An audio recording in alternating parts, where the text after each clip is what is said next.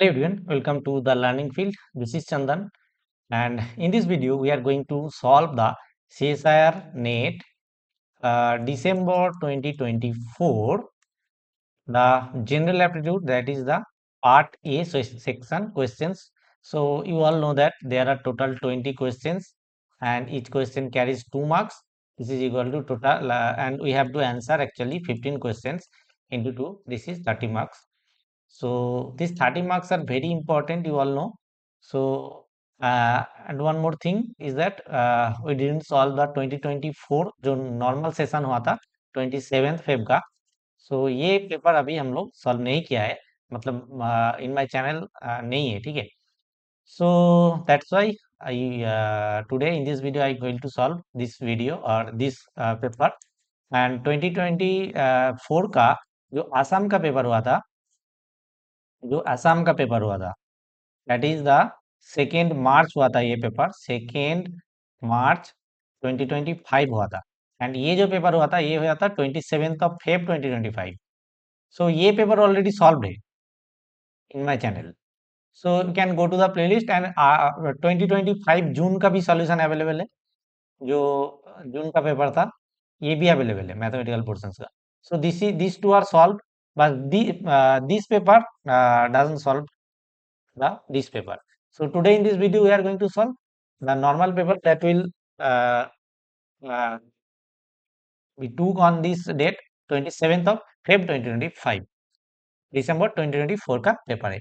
Okay, so let's try to solve the questions. And before solving, so I will request to all, so those who are new in my channel, please give a like to this video, share with your friends, and don't forget to subscribe the channel. In this channel you will get, or you already get, some videos on CSR NET, GATE, and many other exams on higher mathematics. If you need anything, then if you definitely comment in the comment section below that this topic or these questions we need to solve in a very nice approach. So then definitely you can comment, and if you also see for the first time, then definitely let me comment and leave me a comment in the comment section below. Okay, so let's start. So this is the first question. The question says that, so if map is placed such a manner that southwest becomes east, then what will be the north becomes? So a black paper.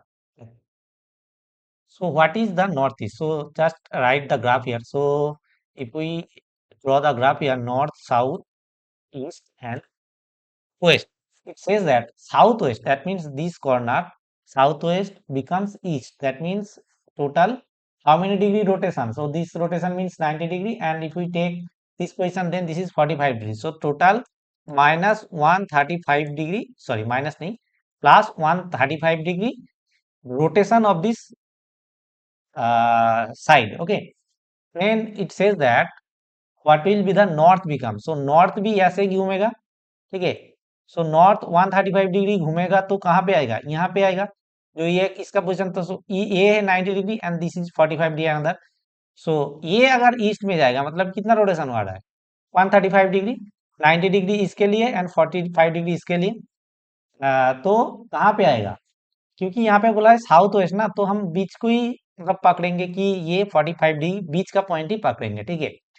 तो ये आएगा कहाँ पे? South west में आएगा. ये same position जहां से जा रहा था वहां पे ही आएगा. तो कहा क्या आंसर होगा? इसका आंसर होगा साउथ वेस्ट कॉर्नर, ठीक है. So option 2 is correct one. Next question, it says that if water of pH 8 is diluted 100 times with the neutral water with pH 7, then it will. तो diluted मतलब क्या है? Mix कर रहा है, ठीक है.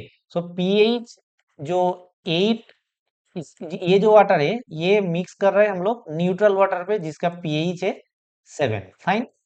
एंड 100 टाइम्स इसका मीनिंग है, ये जो केमिस्ट्री का मीनिंग है, इसका मीनिंग है ये pH 8 99 times plus 1 times they रहा है न्यूट्रल वाटर. मतलब ये जो रेशियो होगा एक्चुअली डाइल्यूशन का वो होगा 99:1. So now if we simply write this, so 99, suppose 99 litre आप लोग यहाँ पे पकड़ लो कि 99 लीटर pH 8 का साथ आप लोग मिक्स कर रहे हैं 1 लीटर pH 7 वाला, ठीक है. तो इसका टोटल एक एक लीटर लेंगे तो क्या होगा? सो 7 जो है pH 100 times, okay, no sorry, neutral 100 times with the neutral proton means ये एक टाइम होगा एंड ये होगा 99 टाइम्स, ठीक है। तो पीएच 7 वाला हम ले रहे हैं 99 लीटर्स एंड 1 लीटर ले रहा है पीएच 8 वाला, ठीक है। तो 100 लीटर का टोटल पीएच मतलब कैसे कैलकुलेट करेंगे? सो 7 + 7 + 7 + 7 ये होगा 99 times, very simple calculation and 1 times होगा 8 डिवाइडेड बाय एवरेज। हम लोग अगर पीएच कैलकुलेट करेंगे तो क्या होगा 100, क्योंकि अगर 7 है न्यूट्रल का, 7 से कम होगा तो बेस, सॉरी 7 से कम होगा तो acid, you all know that 7 से कम होगा तो एसिड एंड 7 से ज्यादा होगा तो ये होगा बेस, पीएच, ठीक है। पीएच स्केल जो होता है 7 न्यूट्रल होता है वाटर का। तो ये देखो अब क्या होगा, तो इसको हम क्या लिख सकते हैं 7 + 7 + 7 + 7 100 टाइम्स, तो +1 पड़ रहेगा, यहाँ से 7 लेके यहाँ लिख दिया, ठीक है।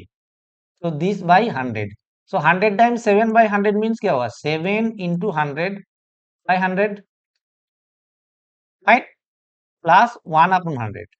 तो ये क्या पड़ा रहेगा, ये पड़ेगा 7 + 0.01, दैट इज 7.01 अप्रोक्सीमेटली, यही आएगा।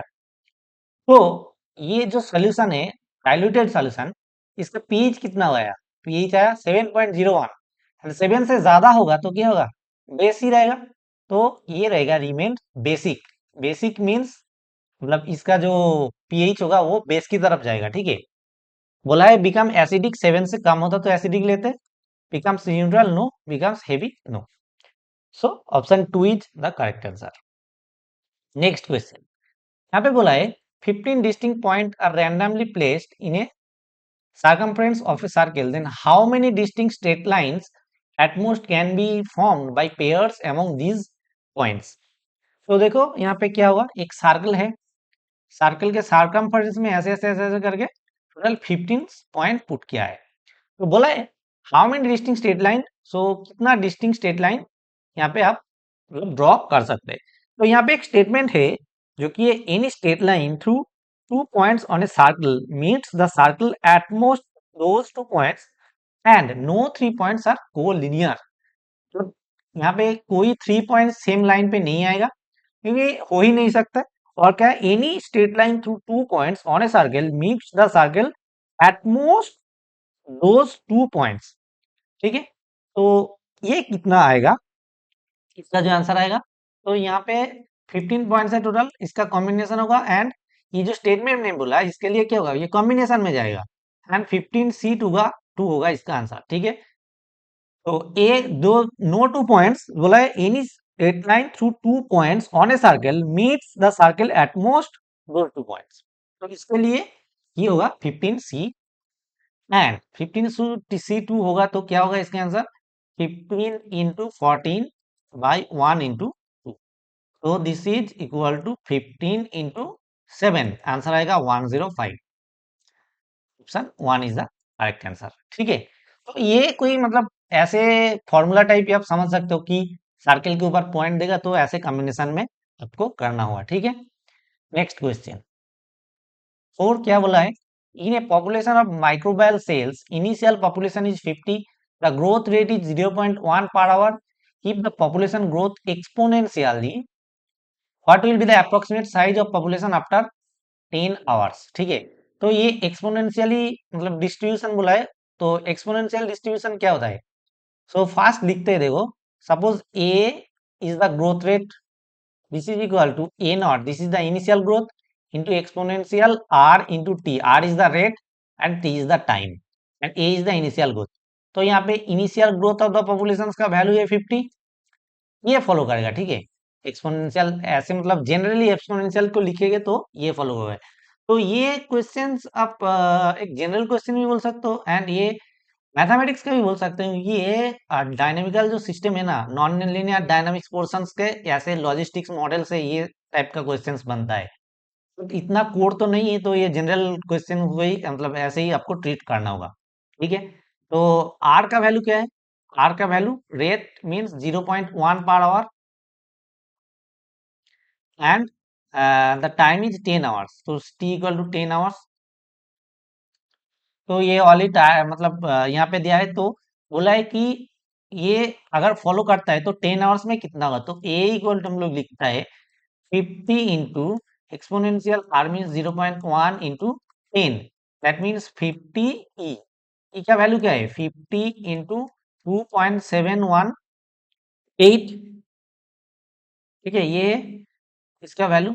तो इसका अप्रोक्सीमेटली जो वैल्यू होता है वो होता है 136 मल्टीप्लाई करने के बाद, ठीक है। तो ऑप्शन सी हो जाएगा करेक्ट आंसर। नेक्स्ट क्या बोला है, the given figure shows data and the line fit by the least squares method between profit in the ice cream business and mean temperature for the city. Which of the following inferences can be definitely be drawn? The correlation coefficient is also given in the figure. So यहाँ पे जो लिखा है वो है R correlation coefficient equal to 0.83 and profit कुछ लिखा है जो मैं लिख देता हूँ 4t minus 80 60 फॉर डेफिनेटली यहाँ टाइम्स। तो बोला है कौन सा इन्फ्लुएंस सही नहीं जाएगा, ठीक है, इसके साथ मतलब फिट होगा, सॉरी फिट होगा। The sum of the squares valued of the differences between the observed and the expected values of the temperature। तो ये है लीस्ट स्क्वायर डिफरेंस, मतलब डिफाइन क्या है, कैसे करता है। Suppose x1 x2 dot dot dot are the observe value and y1 y2 are the expected value. तो ये क्या करता है x1 माइनस y1 का whole square plus x2 minus y2 का होल स्क्वायर, ऐसे ऐसे डिफाइन होता है लीस्ट स्क्वायर डेविएशन। बट यहाँ पे वेरिएबल क्या है ये आपको पकड़ना है। देखो ये जो लाइन है इससे डेविएट कर रहा है, ये जो पॉइंट दिया है यहाँ पे ऐसे ऐसे डेविएट कर रहा है ना, मतलब क्या है, ये टेम्परेचर के ऊपर डिपेंडेंट नहीं है, ठीक है, ये डिपेंडेंट है प्रॉफिट के ऊपर। मतलब ये जो यहाँ पे कोरिलेशन दिया है, देखो points by least square between the profit in the ice cream business and mean temperature, which of the following influences can be expectably drawn. तो ये जो बोला है वैल्यूज ऑफ टेम्परेचर, सो यहाँ पे टेम्परेचर का नहीं होगा, ये प्रॉफिट होगा, तो ये ऑप्शन करेक्ट होता, ठीक है, ये नहीं होगा क्योंकि ये जो पॉइंट्स है चलिए स्कैटर्ड पॉइंट्स दिया है, तो ये जो लाइन है ये है एक्सपेक्टेड वैल्यू एंड ये जो पॉइंट्स है ये है एक्चुअल वैल्यू। तो यहाँ से इसका डिफरेंस कितना हो रहा है, ठीक है, ये एंड ये कैसे कैलकुलेट होगा, ये कैलकुलेट होगा वर्टिकली, वर्टिकली वेरिएबल क्या है प्रॉफिट, तो ये टेम्परेचर नहीं होगा, ठीक है। देन बोला है 83% variation in a profit explain by the variation in temperature. तो देखो यहाँ पे कोरिलेशन कोएफिशिएंट जो है, correlation coefficient R equal to क्या है 0.83, ठीक है, 0.83 है कोरिलेशन कोएफिशिएंट। तो R का स्क्वायर करेंगे, profit explain by the variation R square का वैल करके इसको अगर 100 से मल्टीप्लाई करेंगे ना, तो ये जो परसेंटेज बोला है variation in profit R is the correlation, correlation means क्या है, ये जो आ रहा है ना ये हो रहा है आर स्क्वायर का वैल्यू, तो आर आर का वैल्यू यहाँ पे 0.83 गिवन है, तो आर स्क्वायर का वैल्यू मतलब 0.83 स्क्वायर होगा, ठीक है। ये मतलब ये जो डिफाइंड होता है ऐसे डिफाइंड होता है R equal to this square root of this, ठीक है। तो आर स्क्वायर इक्वल टू 0.83 का स्क्वायर इंटू 100%, एंड ये एक्चुअली करोगे आप लोग तो ये आएगा 69% अप्रोक्सीमेटली, बट ये बोला है 83%, no this is also incorrect. Rise in temperature causes profit to ice cream, ये स्टेटमेंट का कोई यहाँ पे मतलब मीनिंग नहीं है कि अगर टेम्परेचर इंक्रीज होगा तभी बिजनेस में प्रॉफिट आएगा। तो ये आप लोग मतलब एक तरीके से बोल सकते हैं कि अगर ज्यादा गर्मी पड़ेगा तो लोग आइसक्रीम ज्यादा खाएगा, वो एक जनरल कॉज है, बट यहाँ पे ऐसा कुछ नहीं है, ठीक है। को क्वेश्चंस के रिगार्डिंग जाना है, कोई जनरल मतलब आर्गुमेंट से आप एक क्वेश्चन नहीं कर सकते। तो देन बोला at 25 degree Celsius estimated profit is 14 million rupees, तो ऑब्वियसली ये करेक्ट होगा एंड ये डेफिनेटली आप कैलकुलेट भी कर सकते हो, ठीक है, कैसे कर सकते हो, देखो यहाँ पर जो एक प्रॉफिट का दिया है 40 माइनस 86, ठीक है, एंड 4 मीन्स ये मिलियन में है, तो ये इसको अगर टी का वैल्यू 25 पुट करोगे तो 4 इंटू 25 माइनस 86 ये 14 आ जाएगा, तो मैथमेटिकली यही मतलब करेक्ट ऑप्शन आ रहा है ऑप्शन डी वाला, मतलब 4 वाला, ठीक है। तो ये करेक्ट ऑप्शन। नेक्स्ट क्वेश्चन देखो, बोला है the average of seven numbers is 71. If we exclude one of these numbers, then the average becomes 75. What is the number? तो ये तो बहुत इजी क्वेश्चन है, आप लोग बहुत मतलब फ्रैक्शन ऑफ सेकंड में कर सकते हो। तो 71 into seven this is equal to, you all know that 497। And seven number का अगर टोटल निकाले तो, सिक्स नंबर का अगर टोटल निकालेगा तो क्या आएगा 75 इंटू सिक्स, जो कि होगा आपका 450। सो यहाँ से ये सब्ट्रैक्ट कर दो, जो आएगा 47 वही होगा व्हाट इज द नंबर। तो 47 is the correct answer, option D. Next question देखो, choose the option to fill the blank will make the following statements logically correct. तो ये क्वेश्चंस में बहुत लोग गलती करते हैं, ठीक है। तो देखो इन आपको यहाँ पे काउंट करना है। बोला है the number of occurrence of the letter in this sentence is correctly counted as, ऐसे एक डैश दिया है, मतलब वो कितना होगा। तो यहाँ पे देखो एक इन, देन यहाँ पे दो एन, देन यहाँ पे तीन एन, यहाँ पे चार N, five, six and correctly counted seven. तो ये कौन सा वर्ड होगा जो मैच मैच करेगा? तो सेवन होगा, यहाँ पे बोला है सिक्स।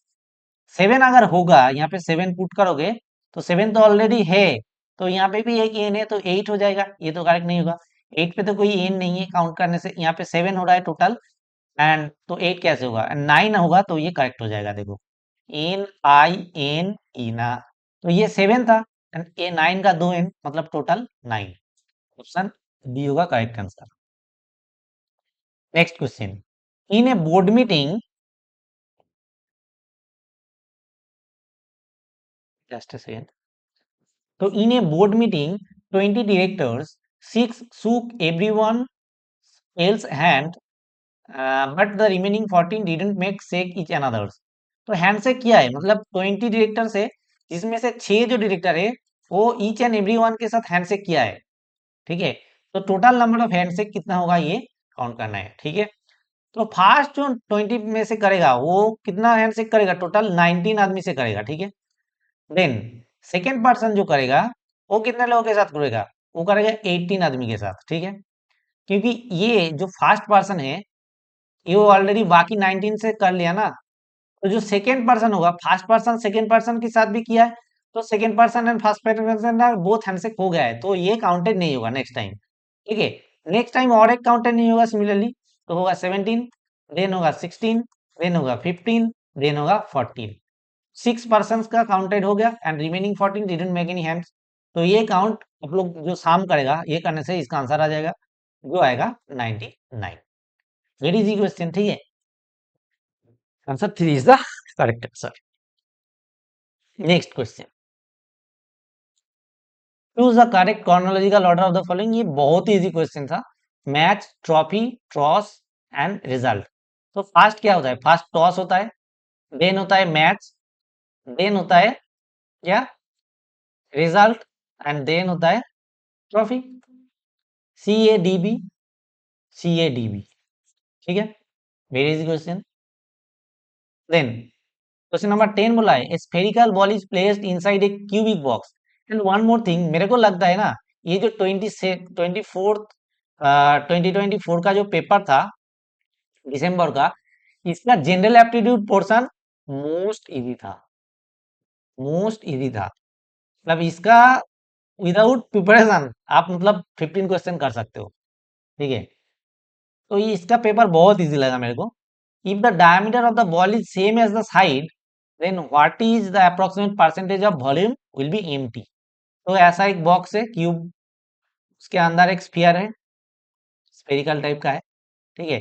तो ये जो एम्प्टी पोर्शन है बॉक्स में, ये कितना परसेंट वो, ठीक है, फाइंड करना है। तो देखो अगर ये जो बोला है ये इसका जो डायमीटर होगा वही होगा आपका क्यूब का एक साइड। तो सपोज पकड़ लेता है ये जो डायमीटर है, डायमीटर ऑफ स्फीयर, इसको 2 यूनिट पकड़ लेता है, ठीक है।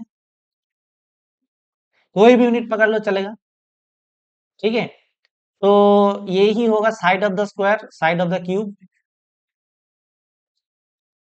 तो स्फीयर का जो वॉल्यूम होगा वो क्या होगा? वॉल्यूम ऑफ स्फीयर ये होगा 4/3 पाई, आर इज द रेडियस, 2 अगर डायमीटर है, रेडियस है 1, तो 1 का क्यूब मीन्स 1। ठीक है, नेक्स्ट होगा वॉल्यूम ऑफ क्यूब, कितना होगा? तो 2 का क्यूब जो कि होगा आपका 8 यूनिट। ठीक है, मतलब क्यूब यूनिट। नाउ वैक्यूम कितना होगा?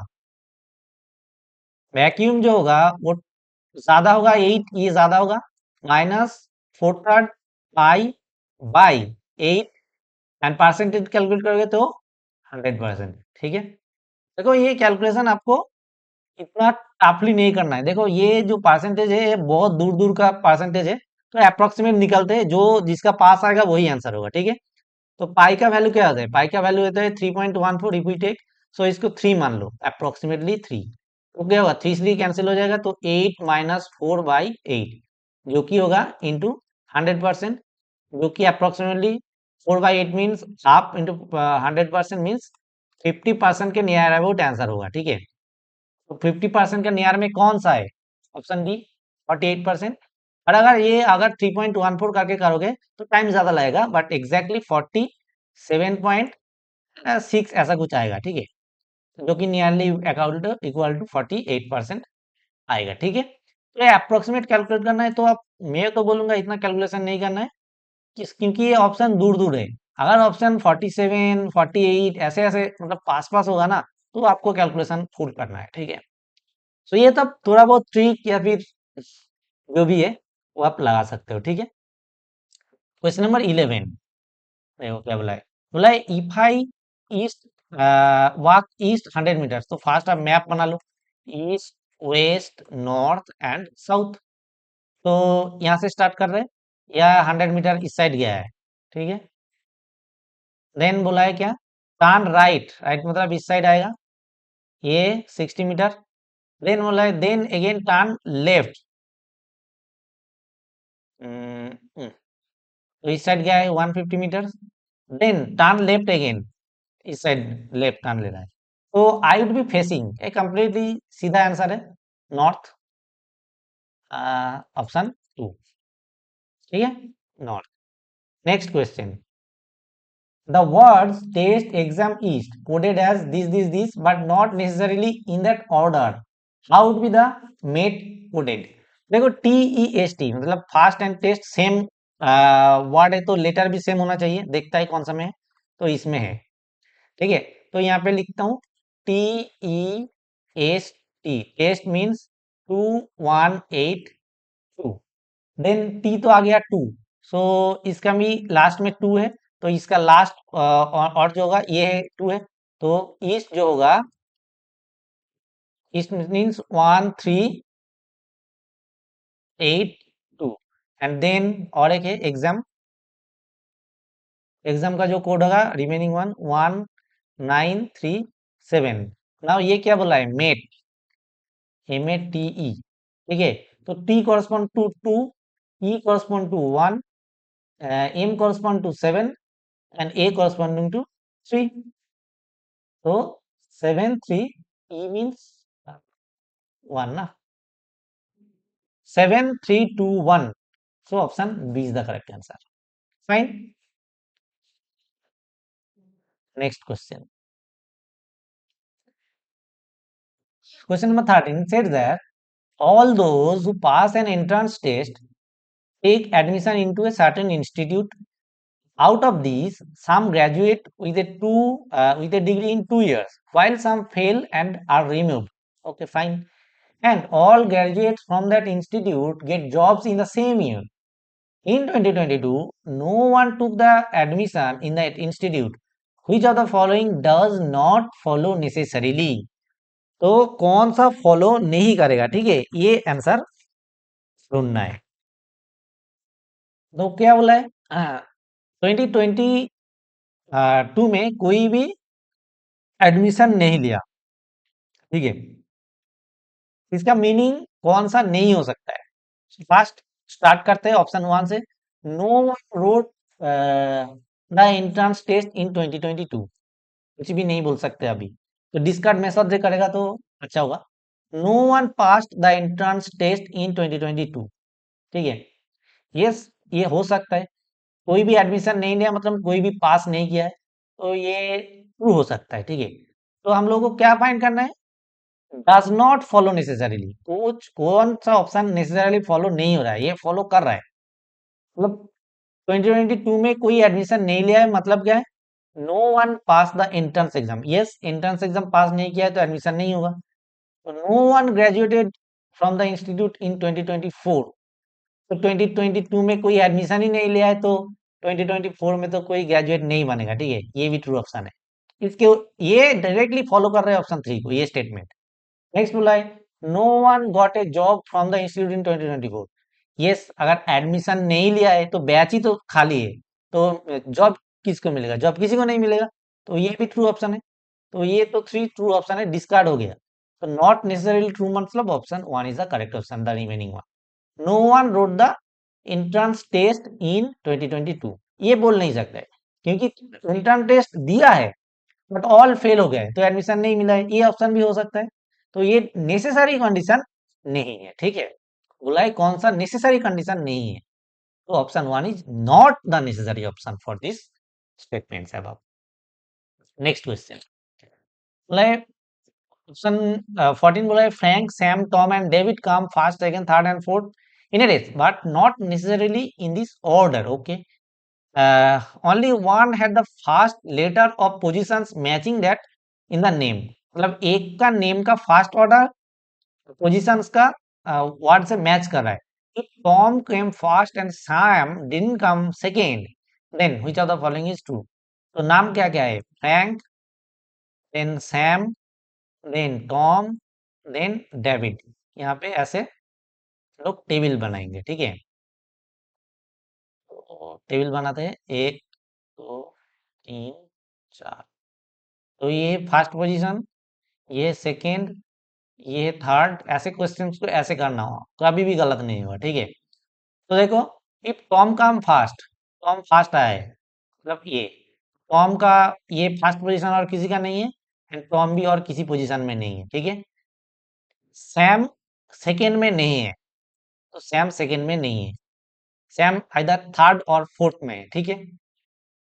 तो और एक जो फास्ट बोला है, first letter match with position, देखो सैम सेकंड में नहीं है, सैम का फास्ट लेटर है S, first is F S, third, third and fourth. तो देखो सैम फर्स्ट पोजीशन में नहीं है, सॉरी हाँ सैम फर्स्ट पोजीशन में नहीं है, टॉम फर्स्ट पोजीशन में है। टॉम का ये पोजीशन के साथ मिल हो सकता था बट ये नहीं होगा, नहीं हुआ definitely.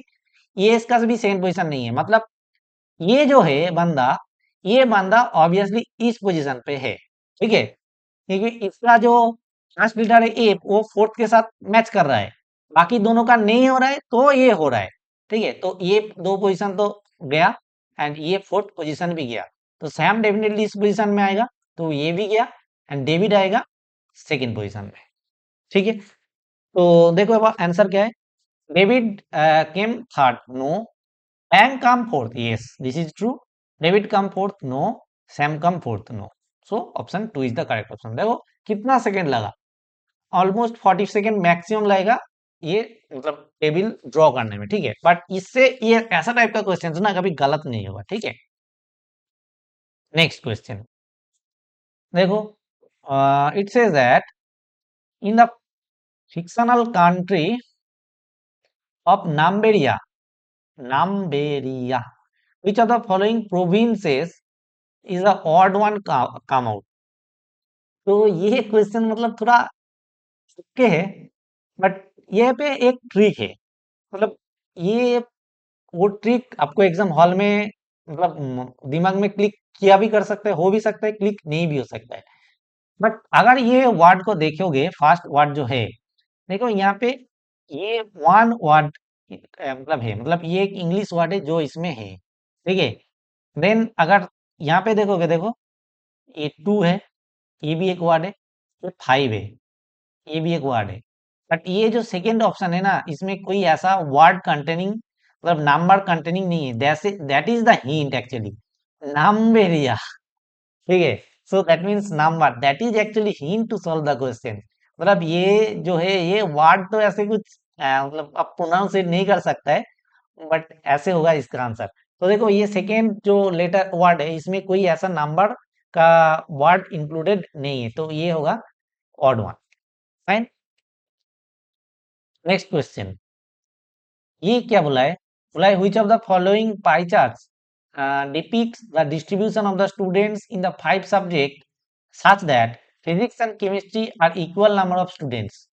P and C are equal number of students. 40% for life science. So life science is 40%. And remaining are equal into maths and art science. Equal. Remaining are equally divided. ये दोनों में भी equal है, ठीक है। तो 40% चला गया, मतलब इस दोनों में और कितना परसेंट बाकी रहेगा? 60%, ठीक है। तो देखते हैं, देखो 40%, ये ऑप्शन टू देखोगे, ये जो मैरून कलर वाला पोर्शन है ये तो ये 50% है, ठीक है। एक सर्कल का 50 कितना है, ये इतना 50% है, बट ये तो 50% से भी ज्यादा है।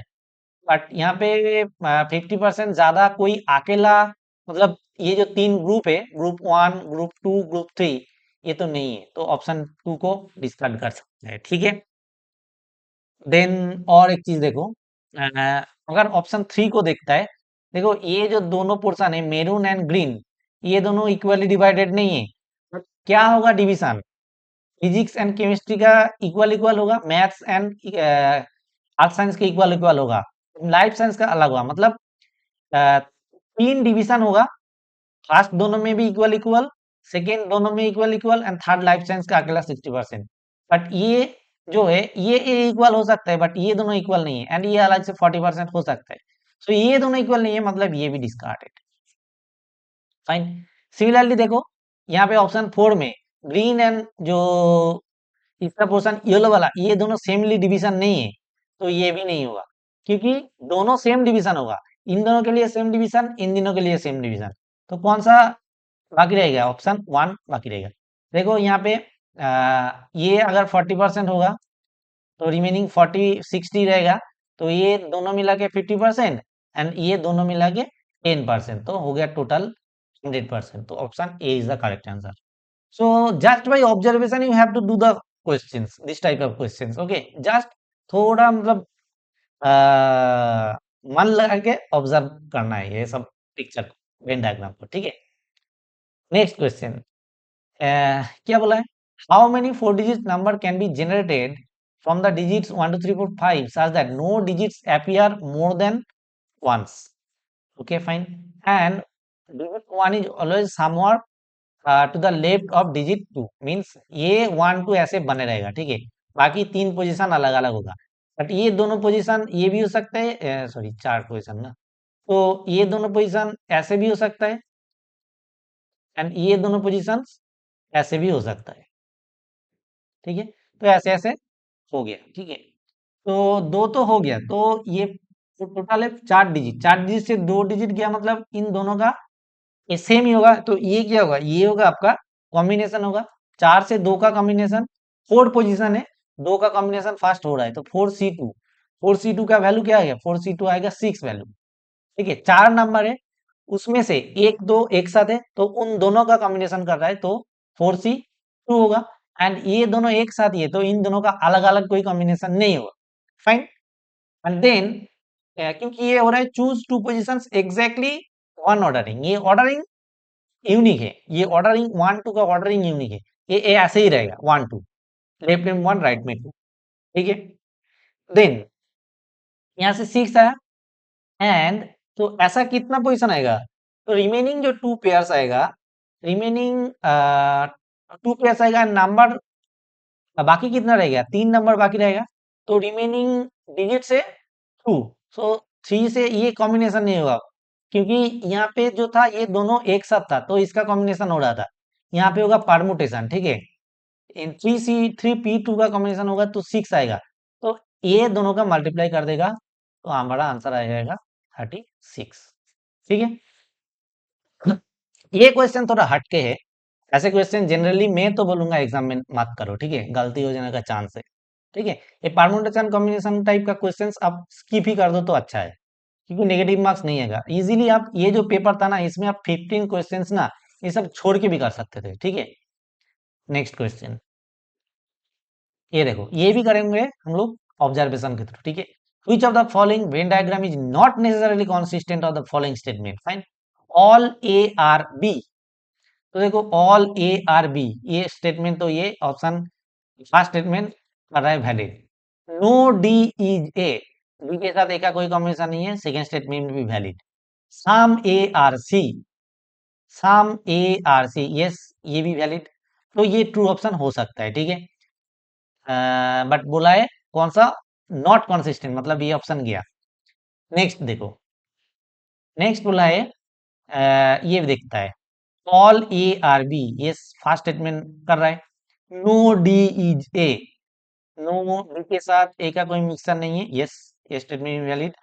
सम A are C, some A are C, yes ये भी वैलिड, तो ये क्वेश्चन भी गया।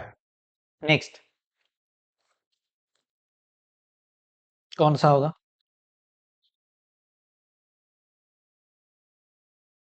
ओके,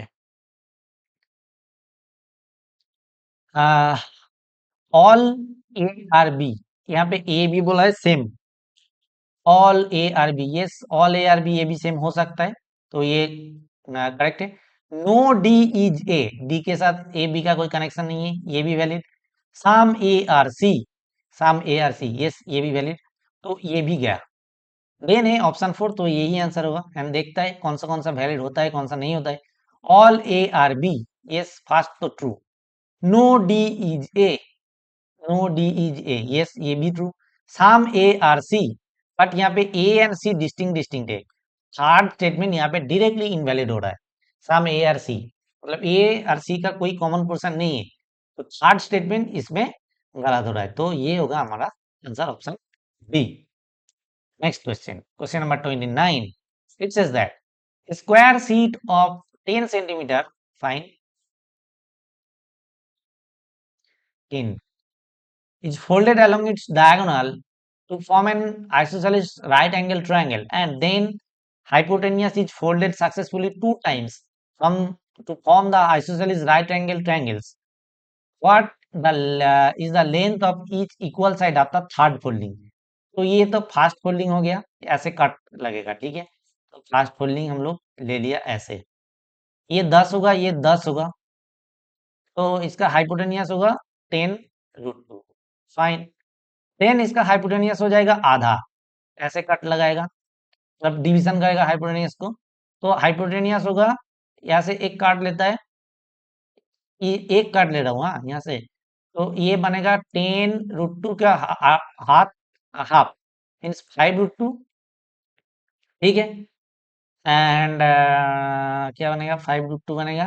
एंड ये तो इक्वल है क्योंकि ये आइसोसेलेस ट्रायंगल है, इसका सब हाइपोटेनियस है 5√2, तो ये दोनों का मतलब साइड्स का वो कितना हुआ, तो ये सपोज एक से, ये सपोज एक से, so 2x² equal to 5√2 whole square, that means ये क्या होगा, 8×5 = 50 ना, तो 2x² equal to 50 means x equal to 5, तो ये हो गया फास्ट फोल्डिंग, ये तो हो गया था फास्ट फोल्डिंग, ये यहाँ से फास्ट फोल्डिंग, देन ये हो गया था सेकेंड फोल्डिंग, एंड यहाँ से जो आएगा वो है थर्ड फोल्डिंग, ठीक है। तो इसका वैल्यू क्या आएगा, 5 यूनिट, वेरी इजी, ठीक है। ये हो गया सेकेंड फोल्डिंग, इसके आगे करोगे तो ये एंड ये आएगा सेम, मतलब साइड आएगा ना, isosceles right angle triangle, isosceles means two sides are equal होगा, तो ये एंड ये सेम ही होगा, राइट एंगल होगा, तो ये हाइपोटेनियस हो जाएगा इन दैट केस, ठीक है, x equal to 5। Question number 20, it says that a water bottle cost 20 rupees, that includes the cost of the bottle, तो bottle plus water इसका वैल्यू है 20।